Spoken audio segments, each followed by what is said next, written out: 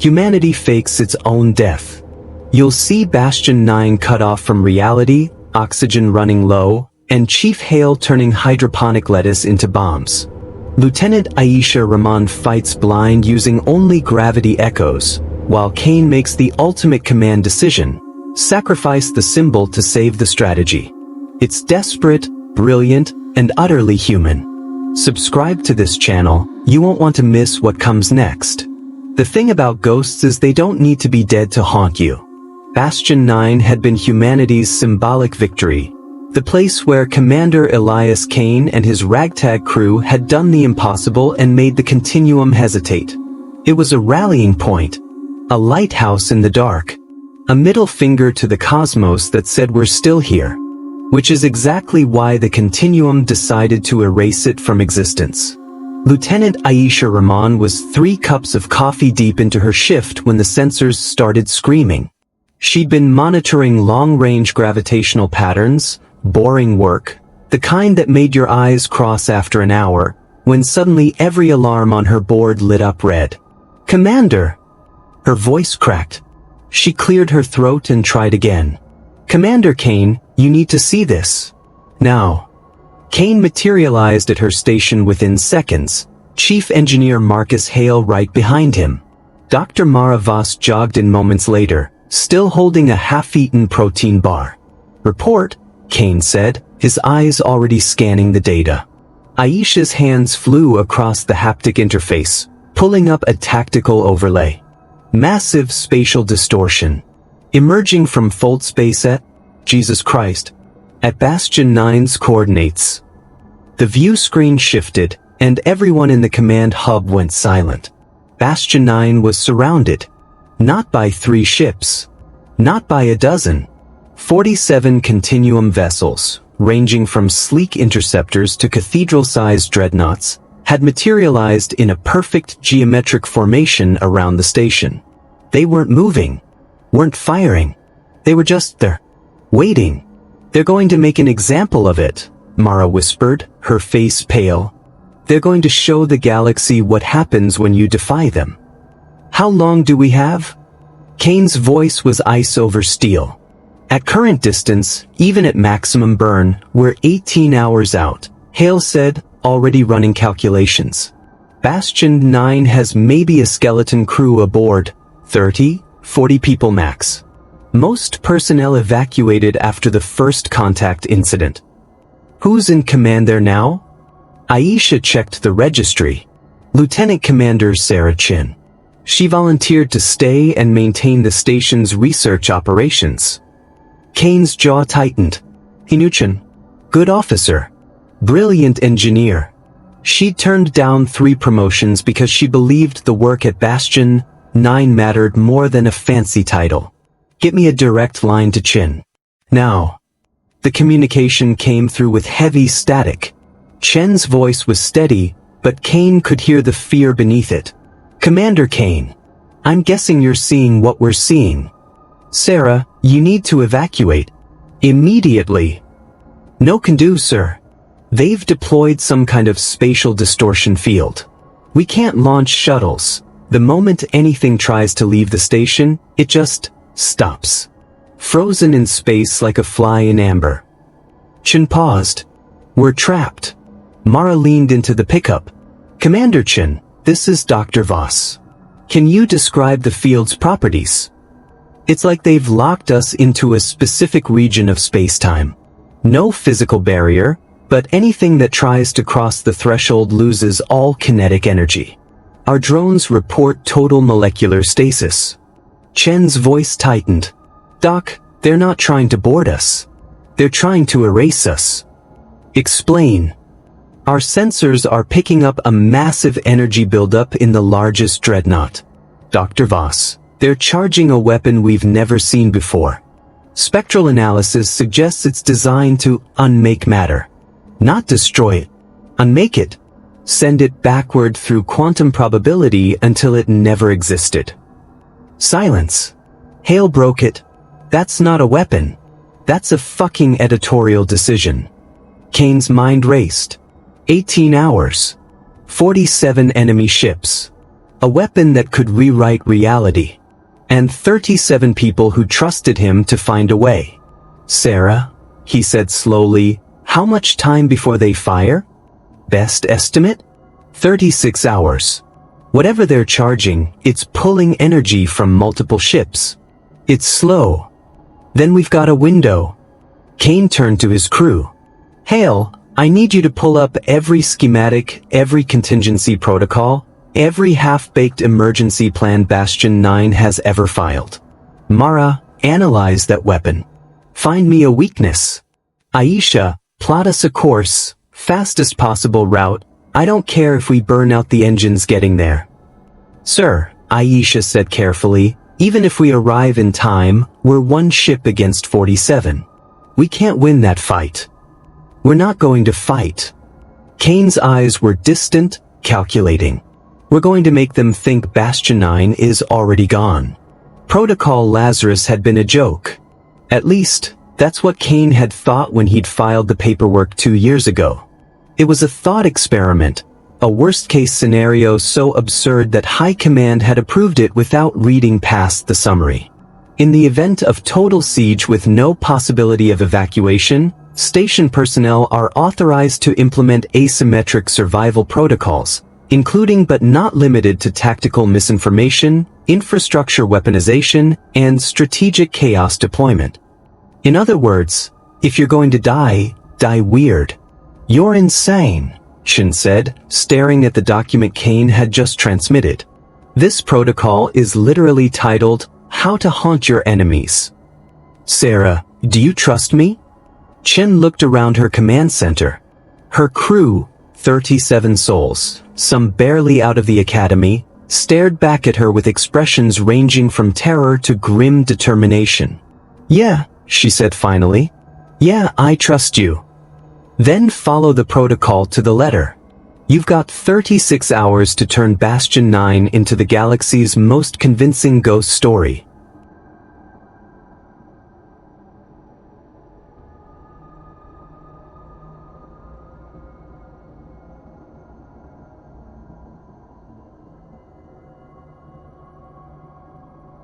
The first phase was simple, make the station look dead.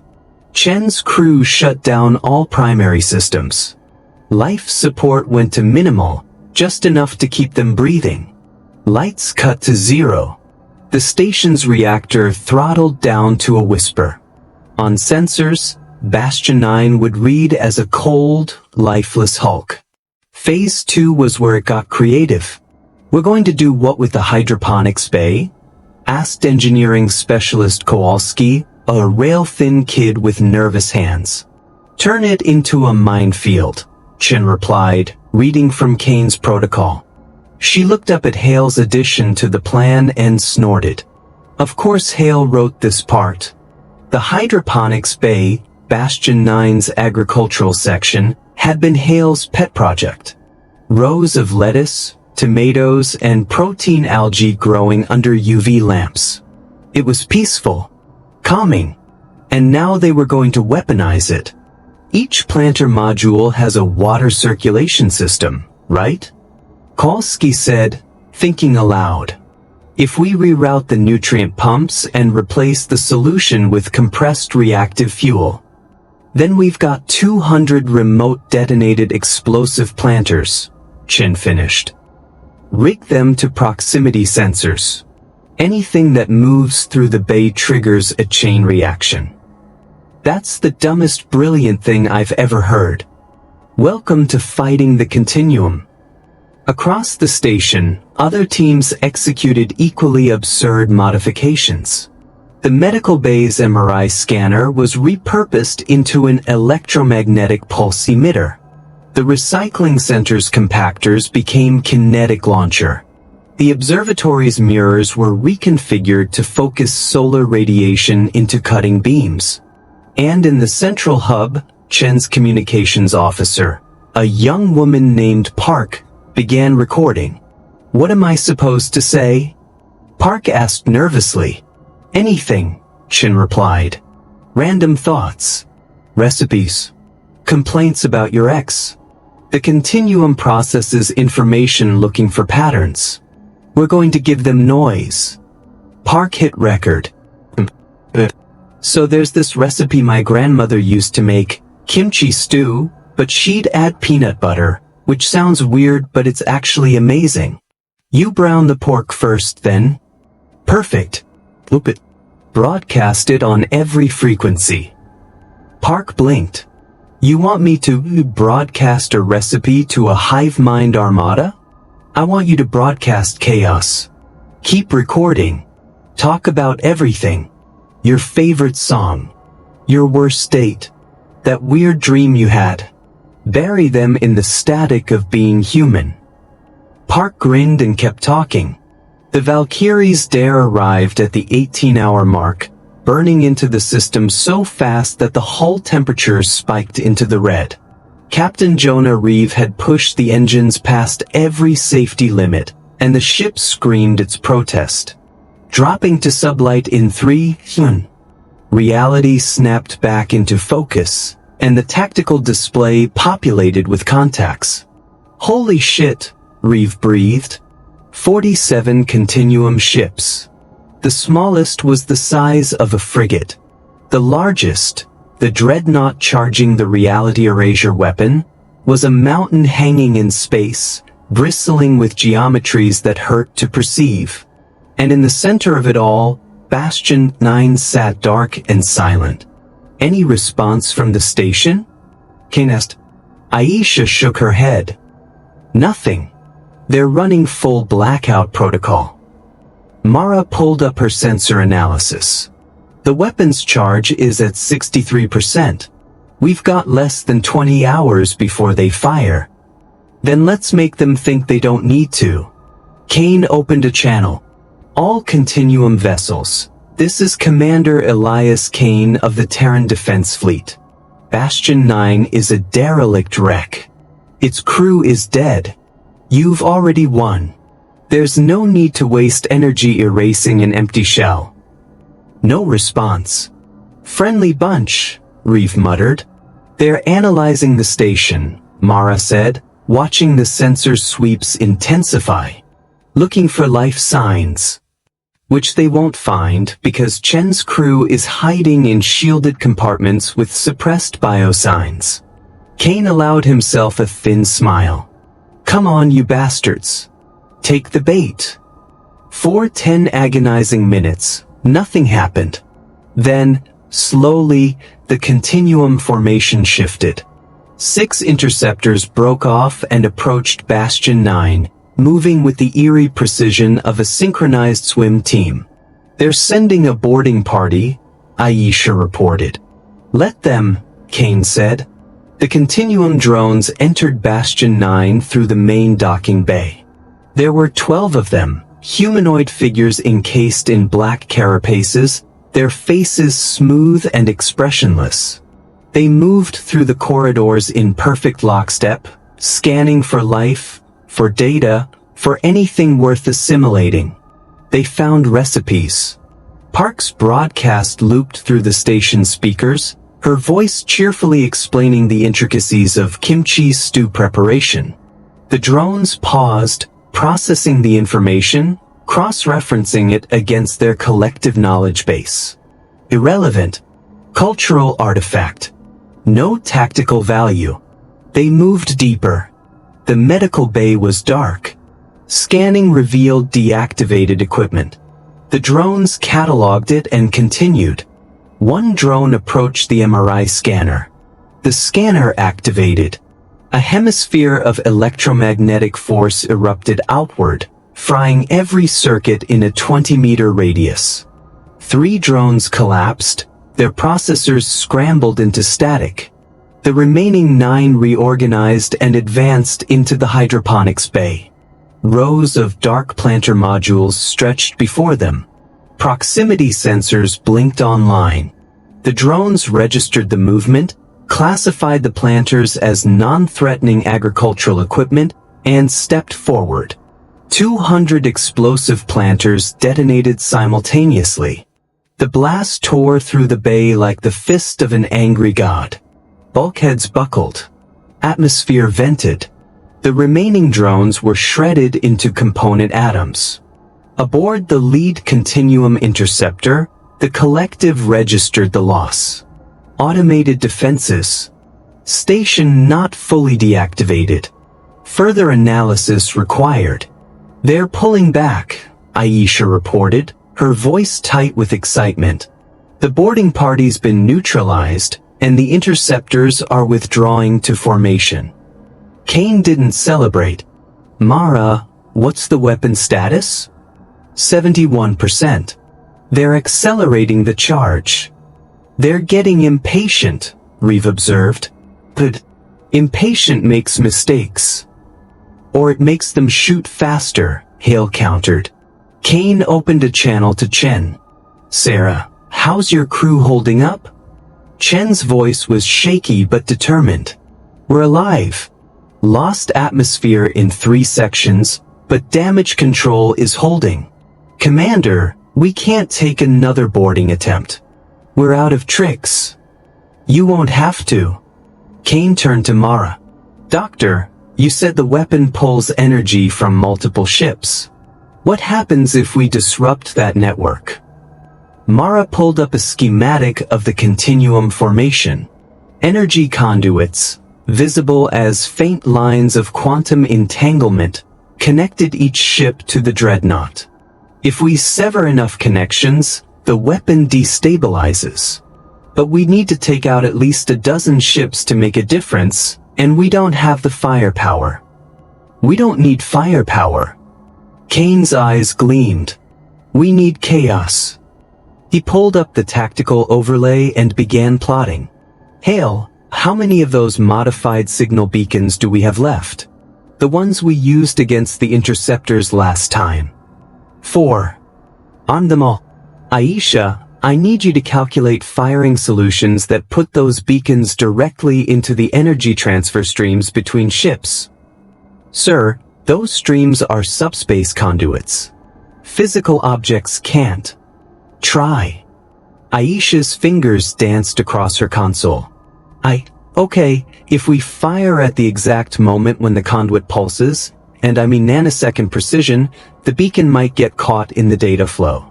It'd be like throwing a wrench into a fiber optic cable. Perfect. Do it. The first beacon launched at 0347 hours. It streaked through space, silent and unassuming, until it crossed the threshold of a quantum entanglement stream.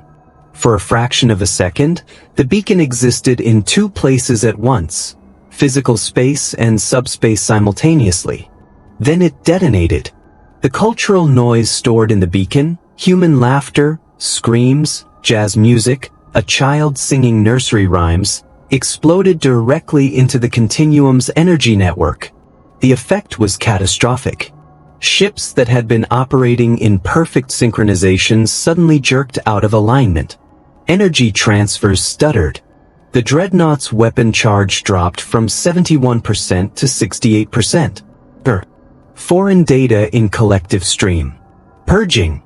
But before the purge could complete, the second beacon detonated. Then the third. Then the fourth. The Continuum fleet convulsed. Ships fired on empty space, targeting ghosts created by corrupted sensor data. 2 frigates collided, their navigation systems overwhelmed by conflicting information. The dreadnought's weapon charge plummeted to 53%. And then in the chaos, Bastion 9 moved. They did what? Reeve shouted, staring at the sensor display. Chen's voice crackled over comms, breathless with exhilaration. We still had maneuvering thrusters online. We're not much, but we're not staying still. The station, massive, ungainly, never designed for combat, fired every thruster it had, lurching out of the center of the Continuum formation. It wasn't graceful. It wasn't fast. But it was unexpected. The Continuum's targeting solutions, calculated for a stationary target, were suddenly worthless. The dreadnought's weapon, charged to fire at a specific point in space, would now hit nothing but vacuum. Recalculating. Target has relocated. Adjusting firing solution. But recalculation took time. And time was something humanity had learned to weaponize. Chen, angle your station to put the dreadnought between you and the rest of the fleet. Kane barked. Use it as a shield. You want me to hide behind the thing trying to kill me? Yes. Chen laughed, high and wild and possibly unhinged. Okay, we're doing this. Bastion 9 continued its ungainly crawl, positioning itself so that the dreadnought's massive bulk blocked line of sight from the other Continuum ships. Target obscured. Weapon firing solution compromised. Requesting new formation. But the Continuum fleet was still reeling from the beacon attacks. Ships drifted out of position. Communication protocols stuttered. And into that moment of confusion, Kane gave the order. All ships, this is Commander Kane. If you've been listening to this fight and you've got even one working gun, now is the time. From the asteroid belt, hidden among the debris, 17 human vessels decloaked. They weren't warships. They were freighters, mining rigs, survey boats, anything with a hull and a crew crazy enough to fight. They'd been waiting hidden for this exact moment. Motherfuckers! Reeve bellowed over the open channel, and the ragtag fleet opened fire. It wasn't organized. It wasn't pretty. But it was loud. Missiles, jury-rigged railguns, mining lasers, and one absolutely deranged freighter captain who decided to ram an interceptor, all of it slammed into the Continuum formation from a dozen directions at once. The hive-mind tried to adapt, to recalculate, to restore order. But humanity didn't do order. Aboard the dreadnought, the primary conductor processed the chaos. Unpredictable, irrational, inefficient, and yet effective. For the first time in the Continuum's history, a target had escaped a confirmed kill. Not through superior technology. Not through tactical brilliance. Through absurdity. The primary conductor made a decision. Withdraw. Insufficient data to predict outcomes. Further study required. The dreadnought's weapon powered down. The Continuum fleet began folding back into subspace, one ship at a time. But before they left, the primary conductor transmitted a message, not to the fleet, but to Bastion 9 directly. You should not exist. Your survival is irrational. We will determine why. And then they were gone. The ragtag fleet converged on Bastion 9, and for a moment, there was only silence. Then Chen's voice came through, shaky with laughter and tears. We're still here. We're still here. Cheers erupted across every channel. People who'd been holding their breath for 36 hours collapsed in relief. Strangers hugged. Someone started singing. Kane stood in the command hub, watching Bastion 9 drift among the debris, battered but alive. Mara stepped up beside him. We shouldn't have one. No, Kane agreed. We shouldn't have. They'll come back. Yeah. And next time, they'll be ready for our tricks. Kane turned to her, and there was something fierce in his eyes. Then we'll come up with new tricks. Reeve joined them, grinning like a maniac. Did we just fight off an armada with lettuce bombs and bad karaoke? Yes, Mara said. I love this war. Hale's voice crackled over comms. Commander? You're going to want to hear this. What now? Chen's crew just decoded some of the Continuum's internal transmissions. The stuff they were broadcasting to each other during the fight. Hale paused. Boss, they're afraid of us. Silence. What? Kane said. Not of our weapons. Not of our ships. They're afraid of our minds. They don't understand how we think, and it's breaking their predictive models. They're calling us a cognitive hazard. Mara started laughing. We're not an enemy to them. We're a disease. Good, Kane said quietly. Let them be afraid. Fear makes mistakes. And mistakes get people killed. Or hive minds, Reeve added cheerfully. Kane opened a fleet-wide channel. All ships, this is Commander Kane. Today, we didn't just survive. We won. Bastion 9 is still here. Humanity is still here. And we just taught the Continuum something they've never had to learn before. He paused. We taught them that ghosts can fight back. Across the galaxy, on a dozen colony worlds, the story of Bastion 9's survival spread like wildfire. Humans who'd been ready to surrender found hope. Allies who'd been wavering found courage. And in the cold, perfect heart of the Continuum's primary conductor, something shifted. It had encountered anomalies before. Solved them. Corrected them. But humanity wasn't an anomaly. Humanity was a paradox. And paradoxes, the conductor realized, were dangerous. For the first time in its existence, the Continuum made a plan.